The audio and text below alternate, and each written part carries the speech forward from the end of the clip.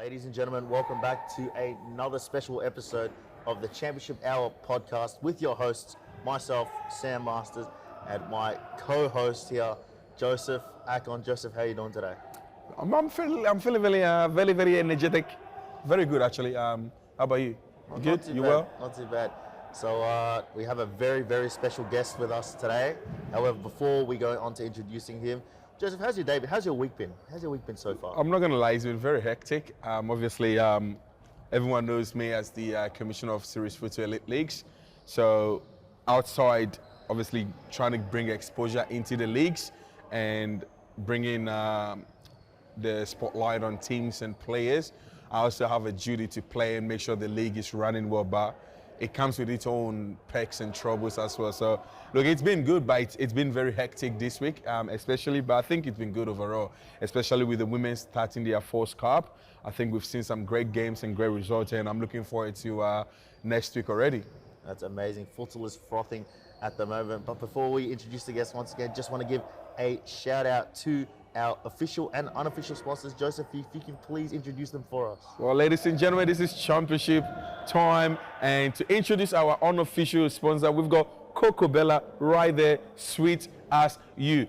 You need to get your hands on Coco Bella. There's no other coconut juice anywhere in the world that is better than Coco Bella. So it's Coco Bella, sweet as you. And of course, how can we do this without our mentioning our apparel partner, AKU Online? Such amazing group, fantastic team, whether you're in need of jerseys, whether you need to have a casual wear, whatever it is, just reach out to the lads on AKU Online and they'll be able to whip up something for you. And obviously get to KMU Designs, it will whip you out a nice design. And overall, Josh Fusco Films is our media partner. Will make sure everything is going on right. So right now he's even filming this, monitoring whatever we're doing here. So such a good guy. Make sure you follow him up on Instagram, Sam. Now, on to the big time. Introducing our very special guest, the owner, the founder of the next big uprising, up-and-coming club of futsal. They are currently sitting top of the table in League One. They've won the Premier League. They have won State League 2. Could they go? They were unfortunate not to get promoted from State League 1 to Championship last season. However, they're in prime position to win yet another title to add to their collection so far. It is none other than club owner Brendan Jamu from St. George Bulls. Brendan, how you doing, man? Good yourself? I'm too far off, That's all good. Joe, Sam, thanks for having me. Appreciate you having me. All right, so we'll get straight into it, Brendan. So before we get onto the futsal side of things, I guess give us a bit of insight in how you even got into futsal, maybe what you do outside of futsal and things like that. To be honest with you, there's not much that goes on. Something you probably don't know about me, I used to study to be a pilot, to be honest with you, so I used to fly planes down at Moorabbin Airport, so that's something you just learned about me today. But other than that, no, I started watching futsal for a long time actually on YouTube. When I used to come to the games, probably back then when it was ball-win days, I used to come and watch the games. I respect them highly. I used to watch the games and I loved the way they played. So other than that, there's really nothing that goes on, to be honest with you.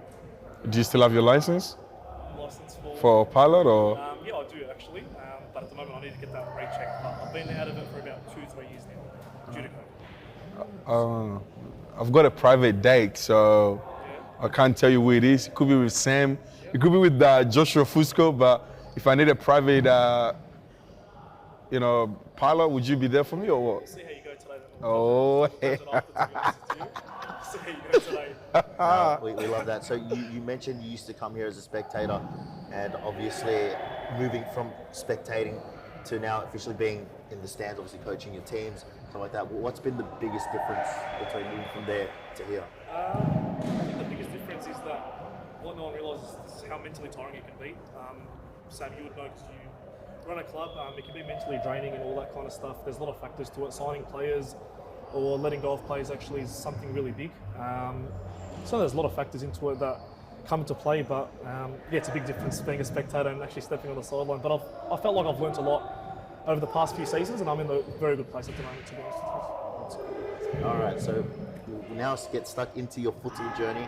So obviously, you weren't always known as the St. George Bulls. When you came into the Premier League, you were known as, I believe it was Melbourne Nahadra, was the first team name. Yeah, that is correct. Some of you, most people aren't aware of that. We're actually called Melbourne 100 when we first started. Yeah, just a group of mates. We weren't really taking it seriously, to be honest with you. We just threw in a name, had no thought about it, and just that was when we were in the Premier League, and then started playing the few games, and then yeah, didn't have any thought to it. To be honest with you, putting that name out there. Yeah, I'll be honest in saying that I was here to actually watch some of the interesting Premier League action that did take place. And I'll be honest, I did watch Melbourne Hydra in their first game, and after watching you boys for the first time, I actually had you guys bagged up as probably the wooden spoon winners. I'll be honest, I'm pretty sure you guys lost that first game, and I looked at that team and I'm just like, man, have these guys ever seen a ball before? Look, yeah, when we first started, there was just, obviously it wasn't serious and all that kind of stuff. I was just there having a laugh. But yeah, once I realised it was starting to get competitive, that's when I started taking it seriously. And people laughing at us as well, the kids we had, people were mocking us, the way we were playing, people were mocking us. So I feel like that really fired me up to get to where we are now. And yeah, it's gave me motivation just to push on. And ever since then, I've just built on, just to have like a club, it's building on having a winning culture at this club. Having a system and structure in place that can last a long time, and yeah, most importantly, getting respect from the other teams in the other competitions. So I feel like we've done that well, and we are here now. So yeah. Respect. You said respect. Yeah. So obviously, St. George Bulls have been known. Obviously, you've got one of the biggest crowd, I would say. I'll get into the aspect where we haven't seen much of your spectators today. But when you first started in League 2 or even Premier League, I think mainly League 2, you had a lot of spectators, and people have known them to be very noisy. So when you speak about respect side of things, do you think your crowd adds to that, or do you think they just causes other teams to sort of be like, who are these guys? They're too loud and stuff like that? No, look, I feel like it's a part of the game. You're going to want that crowd there. If you don't have it there, it's going to be a pretty boring game, to be honest with you. So it's good to see them there. And yeah, in State League 2, to have 1,700 coming through the gates was unbelievable. Yeah, it was just amazing to see that all happen. The fans were incredible. I love them all. I appreciate them all. What they don't realise is that they bring us so much energy into the games, and they get us across the line. So yeah, look, I've no doubt they'll come in their numbers against Western United in 2 weeks' time. I'm looking forward to it. Yeah, can't wait for that game. That's going to be a fixture and a half. It's going to be a fixture. Let's rewind a little bit. I believe that when you guys did start, obviously, as you mentioned before, it was just a bunch of mates getting together, and then you realise that you could potentially make something out of this. And then I don't know, I'm not sure. Correct me if I'm wrong. Did Joseph play for the first game? I'm pretty sure he didn't. Joseph Toma? Toma. No, he did not play the first game. All right, so how influential was it to be able to bring in a series player to come and play? Because obviously in the Premier League, you were allowed one series player, I believe. Correct, yeah. It was. So they were able to play series futsal or any league above Premier League, as well as Premier League itself, just to help grow the league. And I guess it was good for a lot of teams to be able to bring in players that had that high level of experience, stuff like that. So how influential was that for you to be able to bring in someone like Joseph Toma into that team? Yeah, Joseph Toma has been great since he's first coming through the doors in our club, to be honest with you. On and off the court, he's been amazing. Just the way he's brought the experience from series to come to our team was amazing to witness. Even for me as a coach, I became a spectator at one stage watching him play. The way he'll score goals from halfway and all that kind of stuff was just amazing to witness. So yeah, he did play a really big part in where we are now, and yeah, I thank him a lot, to be honest with you. Yeah, because in continuing off from that, I believe Joseph Toma was obviously one of the brightest stars in series futsal, the up-and-coming star, playing his trades at Western Wolves. So just describe to me what the club culture was like, because he had to drop down, 3 or 4 leagues to come and consistently play with you guys. I mean, the opportunity to play in series futsal, a lot of players want to do, but I believe if someone wants to drop that low in terms of the league, and this is not saying your team standard was low, it's just the league level itself was obviously 4 tiers down from series futsal. So your club culture must have been something else for him to be like, I'm willing to drop playing at the highest standard to come down and play for you guys. Like, what's the club culture like? Is it, how have you approached building the club that you have now? As I said before, when I first came into it and it was the Premier League season, building a winning culture, interacting with the community like we do, really helps us set the standard for the players that really see our club as what we do, to be honest with you, as a big club. So to be honest with you, I've told Joseph before when he was in series, took a bit of convincing for him to come, to be honest with you, I'm not going to lie. I said to him, look, you might as well be with a club that you're familiar with the community and the fans, and you might as well build the club up to series rather than just being series. So I've always believed in that. It's good to build up with the club and get to series. It'll be more like achievable for yourself rather than just be at a series club, and I feel like it gets a bit boring, to be honest with you. So just to build up with the club is something I reckon is a bit different. So yeah, took a bit of convincing, but he's here now, and yeah, he's one of our main players. I like asking the tough questions that people are scared to ask, right? So I'll backtrack on Sam's current question. You spoke about obviously having to bring about 1,700 spectators in, and I think a lot of what a lot of people don't know, when you rock up to series games, and when I say series, I mean all elite leagues, whatever payment you make, half of the payment goes to the club, right? So obviously bringing about 1,700, surely you guys made some money. My personal question is, where is that money? Did that go towards you? Because I heard rumor that you used that to fix some few, personal things that I'm not going to mention, but is that the case? Yeah, your teeth, that. No, to be honest with you, my teeth were done way before that season finished, to be honest. So you got that all wrong. So I don't know who said that, but that's all wrong. But no, look, all the money that did come, I'm going to be honest with you, did go back to the club, whether it was our hoodies that we done, or the t-shirts, or the kits, it all goes back in the club. So my close friends know when I love something, I'm going to pour everything I have into it. And yeah, I'm going to be honest with you, I took the money, but no, I didn't, to be honest with you. Went back into the club, just helping us grow with the kids and getting whatever we can get. So water bottles, there's a lot of things that come into factor, paying for the games as well. So yeah, it just all comes back into the club, to be honest with you. Having, Sam, you would also know this, but having a club, it is very hard. From myself as a commissioner, I see a lot of the backstory of certain presidents and managers and owners. And I know it's extremely difficult because futsal is such a very niche sport, especially in Australia. How huge is it for you guys to have that much backing financially, especially from the crowd, to help you guys go the way you guys are going? Yeah, look, it definitely helps a lot, to be honest with you. If it wasn't for them, I wouldn't be standing here right now, to be honest with you. So they've helped us a long way with them paying at the gates. Really does support the club, whether it's getting our jumpers, paying for the games. They just do it so much. They don't realise it, but it does help us out a lot. I know most clubs, or some clubs out there, that tell their players to pay for the games. We've never been like that, to be honest with you. So the support from them is incredible, and I can't thank them enough, to be honest with you. They've done a lot. Are you nervous right now? No, I'm not nervous, to be honest. Okay. Do you pay any of your players? No, I don't, to be honest with you, no. Why did it take you that long to respond? I just had to clear my mind if there's anyone else paying. If there's anyone you're not paying, if you're not paying anyone, there's no reason for you to wait and then. What's there to think about? Are you paying anyone truthfully? No, players aren't getting paid. No. So why did you have to think about it? I did stop and think about it because at the end of the season we do give out bonuses and all that kind of stuff. Not money-wise, whether it's we get them an ultra football voucher, all that kind of stuff. So we do bonuses and all that. So I'm trying to think, does that go under the category of paying them or not? So it's more of an incentive for winning. Yeah. Just giving them that bonus and just showing the appreciation we have for them coming week in, week out. So yeah.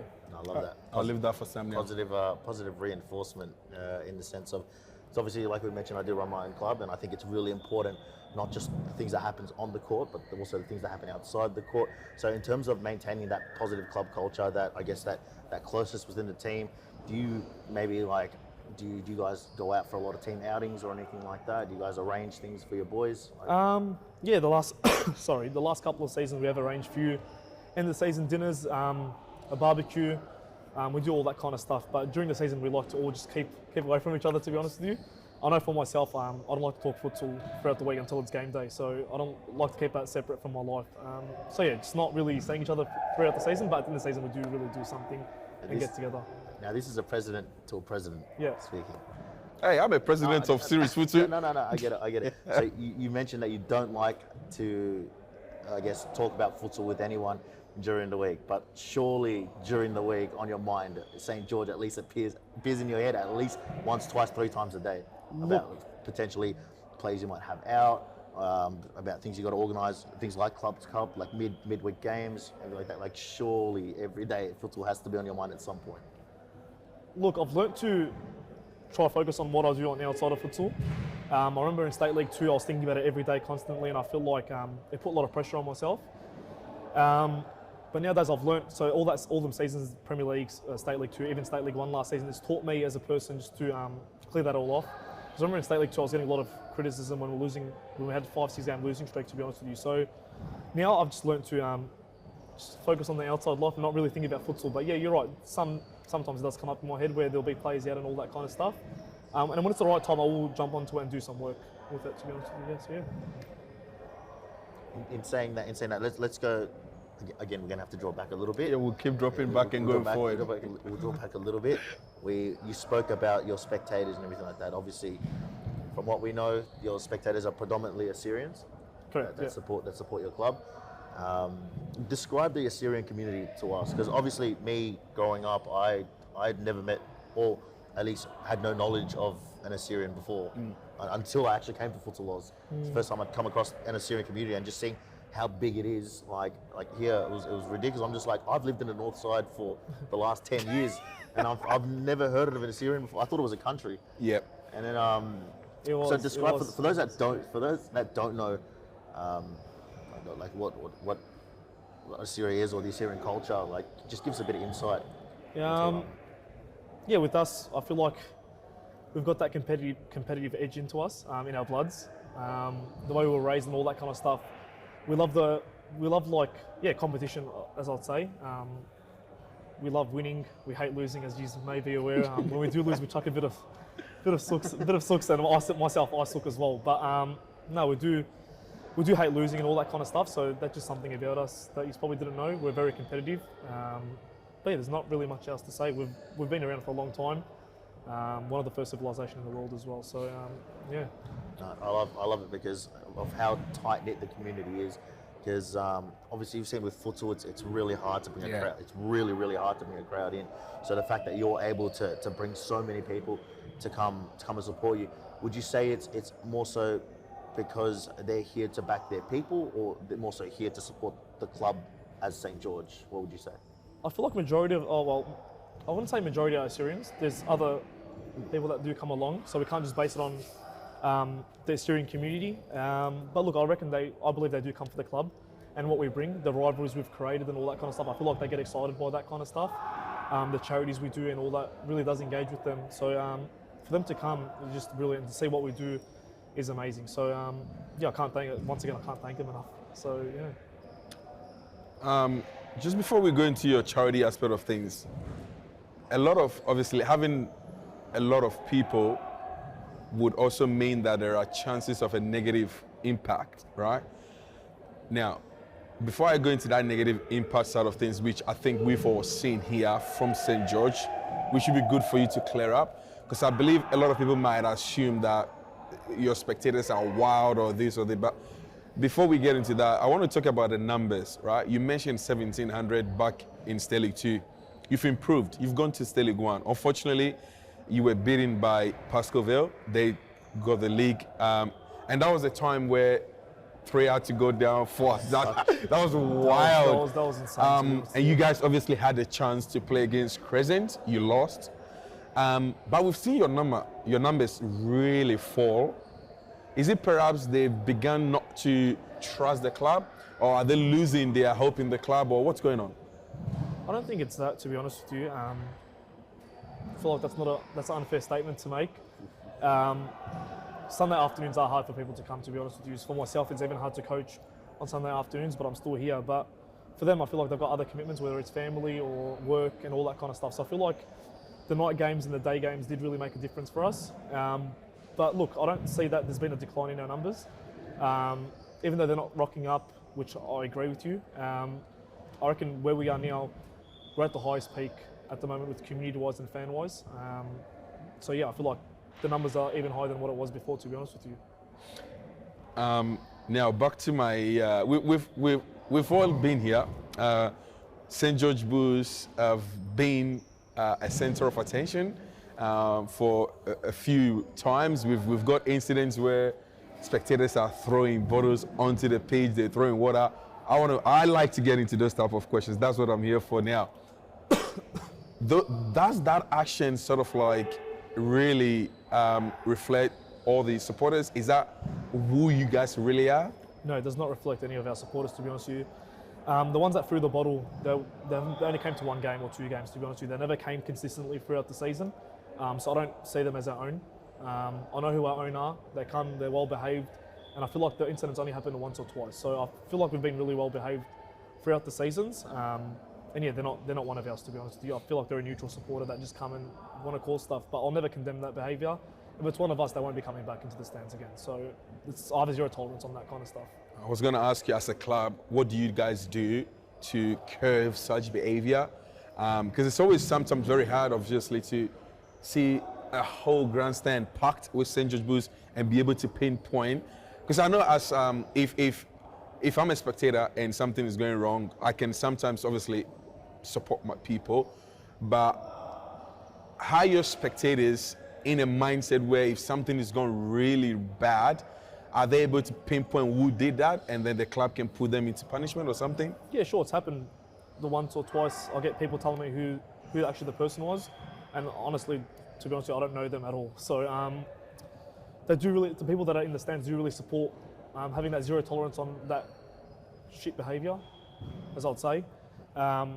And as I said, as a club, they're aware that I have zero tolerance on that. So anyone that comes knows I don't condemn that behaviour at all. I just don't do it here. It's my club, it's like my home. People feel like they're at home, the spectators that come. And when I built this club, I want the crowd to love what we're doing and feel like they're at home. So when I see them having a smile on their faces, it means a lot to me, to be honest with you. So any of that kind of stuff does put us off. So I'll never accept that kind of stuff. So yeah, I'm all about, if there's any kids on the street misbehaving, I want them to come here and feel safe. So I'm all about that. So, yeah. I really want to talk about the charitable works I think St. George do. Not yet. Now, I don't want to go far. Once I get to that stage of conversation, I don't want to draw myself back to some negatives. Speaking about crowd behavior, you know what? So I'll hold on to it down. Hold on to it. I'll hold on to it before some. So I do know where you're leading with that. Before we go there, let's put the focus towards St. George Bulls and their journey. Yes. Chronological order. Oh look, I wanted to get rid of that negative side first and then promote that St. George. But chronological order. Let's do this. Okay. So obviously you boys did it in Premier League. I don't want to touch base too much on the Premier League because obviously that league was there for a season. Yeah. And it was in a way glorified social league. Advanced social league. That's yeah, what pretty it much. essentially was, the Premier League. Let's go on to State League 2. Right. So you boys were going into State League 2 with the same squad, and obviously you had other teams within that league that were already like well experienced. I believe you had Crescent. No, Crescent moved up with them. Crescent was in our, Yeah. Crescent was in our league. And Ravenhall. Correct. Ravenhall was in the league. Melbourne Uni, I believe. Yeah, Melbourne they Uni were in our as league, well. So they're obviously a side that's well seasoned. And RMIT as And well. yeah, yeah. RMIT. So you've got all these clubs you got these new Premier League teams coming in, and then on top of that, you've got already teams that are well versed within Yep. the serious futsal pyramid. So going into that season, I guess what was your goal? What was the ambition? Was it always to be like we want to achieve, or we feel like we can achieve automatic promotion, or did you believe, boys, maybe we should take this slow, couple of steps to maybe try to push for top 3? Like what was your mindset or going into that season? I think since we've started this club, I've always told the players the sky's the limit for us, and just enjoy the journey we're on. Yeah, as I say, take it game by game. I'm all for that. But that season, I didn't know we were going to come with that automatic promotion with the squad we had.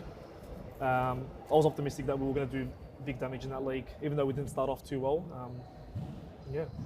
Okay, all right. Now in saying that, obviously, as the season went on, we did realize, or I guess spectators started to see that there was a bit of an ongoing rivalry with a specific team in that league, and essentially, it did end up coming down to the final game. Final game. Where it was a winner takes all. Going into that final game, so you got to tell me, what was the process? What was the preparation throughout the week? Did we commentate on that game? No, you said. No, that was the next. That was. There was a game I think we Braybrook. commentated No, on. it was Braybrook and Ravenhall. Ravenhall. Oh, That's the okay. game we commentated. But yeah, obviously leading into that, you boys knew that should you win, it was automatic promotion. You got to tell me, what was the preparation throughout the week? Mentally, what were you going through? Mentally, I was nervous. For my close friends, they'll probably know how nervous I was probably 2 weeks before that game. I was on edge every day. Wasn't sleeping well, to be honest with you. When you have that many people coming in, you just want to make them happy. So I was under the pump. Preparation was good, but I was nervous going to that game because we had a fill-in keeper for that game, which we'll talk about in depth soon, where he got a red card and my mind was blowing up, to be honest with you. But no, preparing for that game and getting the players mentally prepared for that was a bit tough. But look, just calming him down and all that kind of stuff did really help. Just telling him whatever happens, happens. As I said to him, the sky's the limit at the start. Just follow the system and structure we've got in place, and yeah, will take us far. So, Did I ref that game with Michael? I think I did. Yes, you did. I think I did Yeah, ref you that did. game with Michael. Yeah, I'm pretty sure you did. Yeah. Okay. I think you were the one that gave the red card, actually. Yeah, so you were the one that gave the red card. Hey, he's calling me out here, boys. Now let's get into that game. Let's specifically eye in on that game. Okay. So obviously it was neck and neck the whole time, and it ended up going to penalties. Throughout that whole period, right? Your halftime talks, your timeouts. What was the message to the boys during the halftime break? I'm Yeah. not too sure what the score was, Yeah. but it would have been relatively close. What was your message to the boys during that halftime break? I actually remember the message that, and it was just to keep consistent with the system we've got in place and the structure we've got in place. Also, week in, week out, they're aware that we ask for effort and intent. And I felt like we're just going over that at halftime, just telling them to calm down. We know it's a big occasion, block out what's happening on the outside and just play a game. So I feel like that really helped us. And yeah, I feel like the boys were pretty calm and collected throughout the whole game. So even though it was a close game, he's saying neck and neck, I felt like we had control most of the game, to be honest with you. So yeah. All right, now we go into the red card that was given. Can you take us through? I can't remember the red card myself. It was honestly. a headbutt. Was that when It was a headbutt. was that when what's his name? What's his name? David went keeper. David Yacoub, yes, I'll explain to you. So what Yeah. happened Okay. before All that. right. I remember it now. Yeah. So the red card. What happened? What happened in that incident?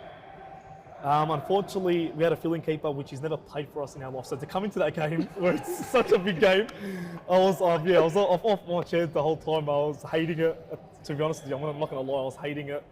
I was on edge watching him keep. But look, all respect to him, he's a good keeper. But there was, I think someone threw a ball on his head, and then he went in and headbutted them in the back. I look at Joe, I'm like, God, please don't give that red card. Just please don't give that red card. And then, yeah, you gave it, and then I was just praying to God. I'm like, please, God, just let there be a second keeper behind my shoulder. I look back and there's no one there. So I'm like, okay, got to look in the court now. We looked in the court and I saw, look, David Yacoub was the next option for us to go into the goals. Yeah, he won the game, to be honest. Yeah. He done amazing. Yeah, I was gonna talk about that. Yeah. Obviously, the game ends full time. It's a draw. Right, and obviously you know what happens. It has to go to a penalty shootout. Ravenhall Raptors, they've got a seasoned veteran keeper in goals. You guys have David Yacoub. In saying that, I do believe that the crowd had a massive impact yeah. on the performance of David during that shootout, and obviously the ones that took the penalties, because I felt like Ravenhall Raptors were rattled by the noise that was made, and I felt yeah. like we always talk about in football, you always talk about that 12th man. Correct. And in this case, in futsal, I felt like the fans were your 6th man. It is. on the pitch. It is. Yeah. And but you personally, right, forget the 6th man, Yeah. everything I'm telling you about. You personally going into that shootout, knowing that everything was against you. You've got David Yacoub, who, mind you, freak on the field, on his feet. But in a shootout, he's probably the smallest bloke I've ever seen in my life in goals. But I know he's a ballsy player. I know he's ballsy, and he's want to do anything. Whatever shirt he puts on, David Yakub, I'm telling you, he puts 110% Yep. in. Yep. Crazy Right? player, yeah. But like I said, everything's against you. You're up against, I believe, was it Liam Digby or the other guy that kept? Or the I think it was Liam. It was Liam that was keeper keeper. yeah. That was No, keeper. sorry, it was George actually. Yeah, George, the other was one. The other keeper, one. So he was keeping, and we obviously know George is with penalties. He's a big boy, so Freak, yeah. so it's going to take quite an effort to get past him. But again, David Yakub goals. What's running through your head going through the shootout? Be completely honest. Look, I'm not going to lie here. I'm not going to sit and lie here. It was about two seasons ago. So I knew he was going to give everything he had in him to win us the game. I wasn't so confident, not in him, but just what has happened with the red card and all that kind of stuff. I was just like a spectator at that stage, to be honest. But I remember telling the players I remember talking to David before that penalty shootout, and I just said to him, whatever happens, happens. Go out there, enjoy it. We've had a good night. And just, if it's not meant to be, it's not meant to be. But luckily he did, and he'd done so well. So I can't thank him enough. Until this day, I'll mention it to him on what he done. So if I can build a statue for him here, I'll do it. So Yeah, not here, buddy. I'll do it here if I want to. Put it in your car. I guess. Now we go to Clubs Cup. Yeah. So you boys finished second in your group, and then you Paired draw up. Northern A series. Phoenix. What was it?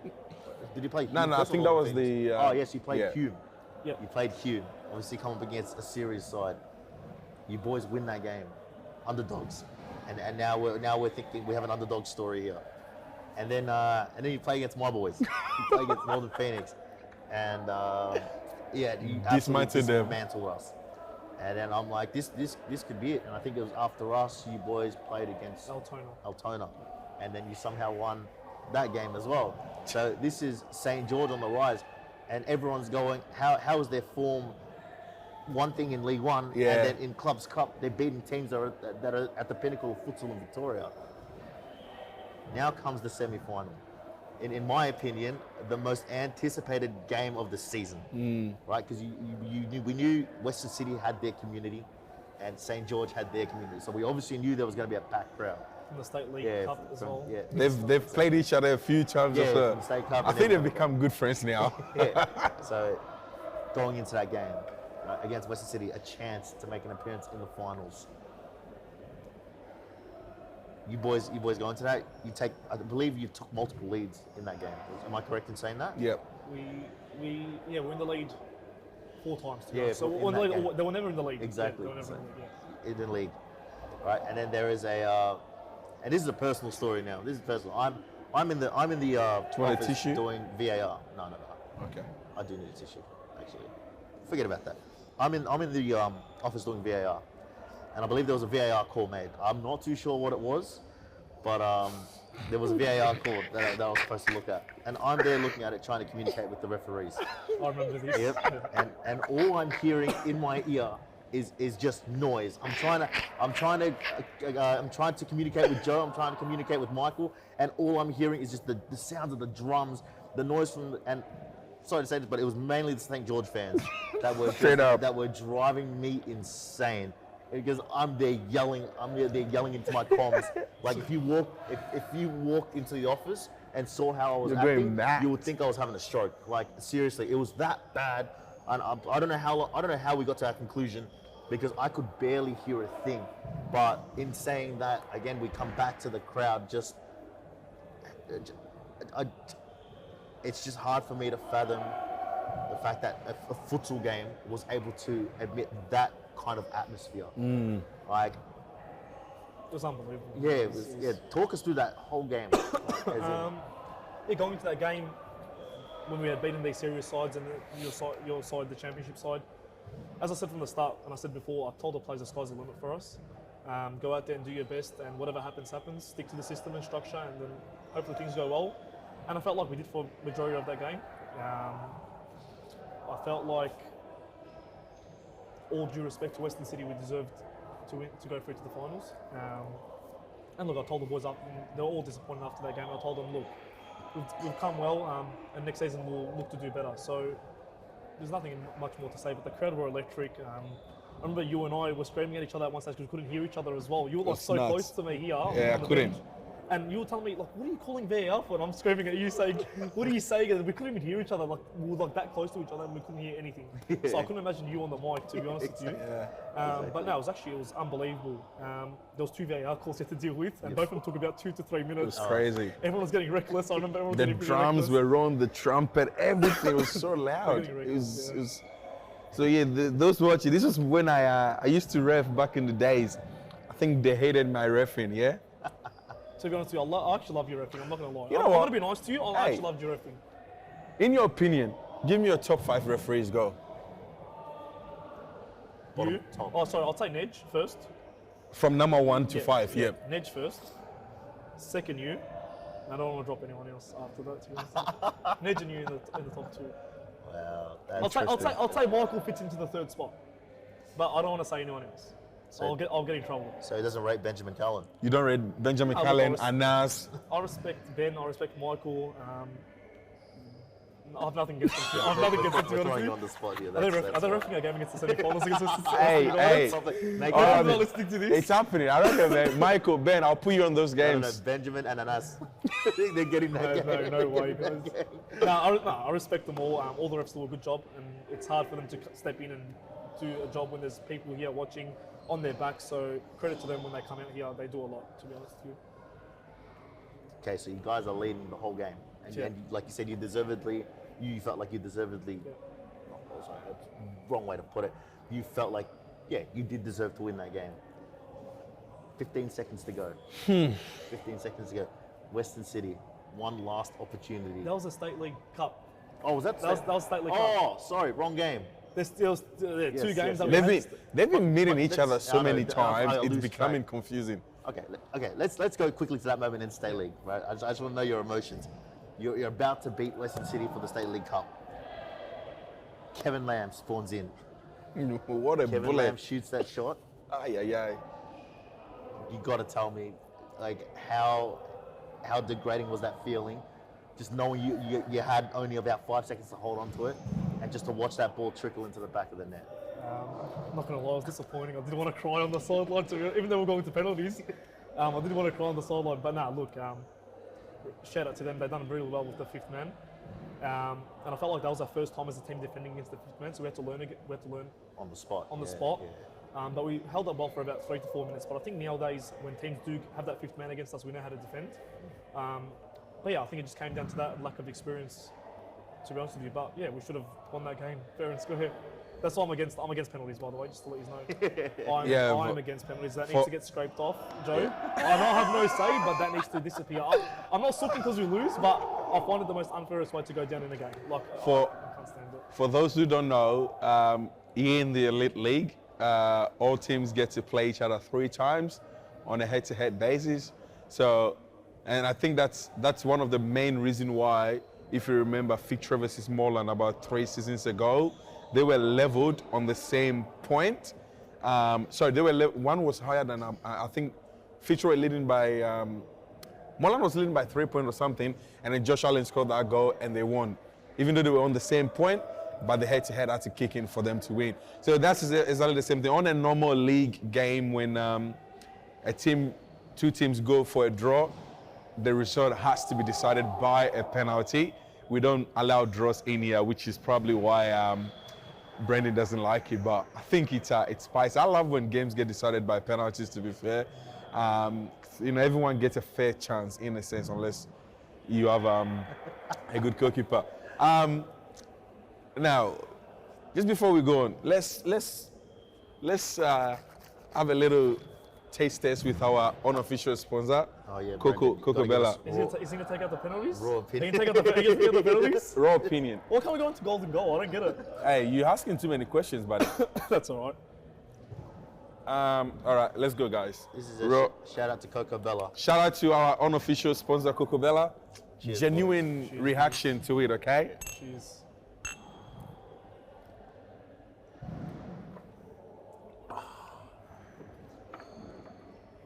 Thoughts? Give us the Be rating. honest, what do you think? Yeah, nice. Yeah. I liked it. 10 out of 10. Yeah? No, I actually liked it. Really refreshing. Coco Bella, if you're watching this, You know what to do. You know what to do. I'm spending way too much money right now, okay? I should like it. It's actually good. All right, I'm gonna cut this clip and then post it. Coco Bella, sweet as you. All right, so Western City has been, I guess, on your back. Do you obviously recently you beat them in the once again Clubs Cup? Do you feel like now you've got an advantage over them? I felt like we've always had an advantage over them. I felt like the State League Winners' Cup and the Clubs Cup semi-final against them, we deserve to win both games. So I feel like we've always been ahead of them. All due respect to them, they're a fantastic club. But I feel like the way we go about our futsal is, like we're always going to be better than them in a nice way. Even though they've got 2-1 against us, I feel like all the 3 games should have been, or the third game was ours. The 2 games should have been ours. So I feel like we've got that experience to match them. Sam mentioned the League One, and I remember. I hope it's the same. Yeah, I think it's the same season. Because I remember when we had 3 teams at some stage, if I'm correct, on the same point. It was you, Crescent, and Pasco. I think it was on the same point, if I remember, with about 3 games to go, and then you had to verse Crescent. I think that season Crescent was your worst enemy. I came into your office and spoke to you and Jimmy about it, and I'm like, what's going to go on here? There's goal difference are the same and like points are the same. Yeah, it was head-to-head was the same. It was crazy. It was actually crazy. I think you've never witnessed that, to be honest. Now, honestly, I was going online, doing a lot of what's the word? When you do a bit of test run. yeah, to see what Yes, I was doing a lot of generates stuff. website and trying to put in scores and be like, what will happen if this team has the head-to-head over these? It's like a triangle. It was crazy. It was, yeah. No. Now, with that season, knowing also that only one team gets to go up, no playoffs. I believe it was 4 teams Get relegated. from 4 teams from League One were getting relegated. It was insane. Now, 3 games to go, all of a sudden, you've lost once again, and that was the defining moment. What was going through your head? As I said before, now that so after the season, I usually analyse what happens during the season, have an overview of what went wrong, what went right, and I come to the conclusion that, as I said before, the balance of getting the Clubs Cup and the league, we didn't get that right. So coming to this season, I did have that in my back of my mind, and I felt like we're doing it much more better now. But yeah, I'm going to take it on. I'm not using it as an excuse, but I do feel like that did play a big part in them losses. The last 3 games were losses. So I think 2 games were losses. 2 games were losses. So I just felt like we didn't get the balance right, and that was it. Wow, okay. So obviously with that, you guys were unable to move up, and for the first time, you boys remained in the lead that you were in. But they had a chance. Did they? They had a chance against Crescent. I think the commissioner had a bit of mistake where they had to play off against Crescent, and then eventually Crescent had to play off against North Melbourne.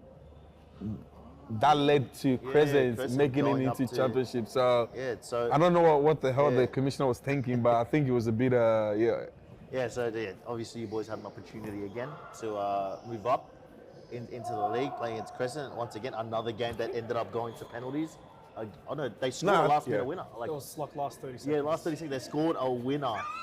And These last 30 seconds, everybody's short of the time. I had enough of it. But no, look, with the last 30 seconds in the minute, I feel like we've really tried working towards that and trying to kill off games. So I feel like we've really improved in that kind of stuff, and people have witnessed that as well. Sorry, just quickly, I think I'm yet to put that in a message, but what will probably come out as a big surprise is Clubs Cup quarterfinals. You've versing Western United. Now, sorry, semis, yeah? Semis, you're versing Western United. Now, I only brought it up because of we mentioned the last 30 seconds, right? And in an advance, in a sense for you, you play in series with rules, which means the last 5 minutes is stop clock. Now, Western United have been playing with this system. I'm not sure if this will come out before it's probably not going to come out before that, but just to go through, you're not even used to stop clock in your league at the moment. Now, Western United have been playing with this system throughout this whole season. How now, knowing this information, how is that going to change the mentality going into that game? When we come up against these series sides, we're aware of that stop clock that happens in the last few minutes. We're aware of that, we talk about it and all that kind of stuff. But I feel like just having that system and structure in place does really help us observe our energy at the same time. So that's why you see a short list all the time in our bench. I'm probably the only one that likes having a short bench. But look, no, we're ready for it, and I can't wait for that game, to be honest. We're going to give it everything we have. I'm not sure whether these podcasts... do you have a question about that? No, I was going to say, before we continue, Yeah. let's cut it there for a second. Okay. So, ladies and gentlemen, we're going to come out with a part 2 of this. So, don't go anywhere. Be sure to stick around, as we will now be diving into more the current St. George Bulls, the charity work that they do, and we might beg the bigger questions regarding some, I guess, Controversial thoughts. I'm ready for that. Certain aspects, but be sure to like, subscribe to the Championship Hour. This is the place where you're not going to find anywhere else the behind the scenes of not just the championship clubs, but clubs around the serious futsal pyramid. So be sure to like, subscribe, and we'll catch you in part 2.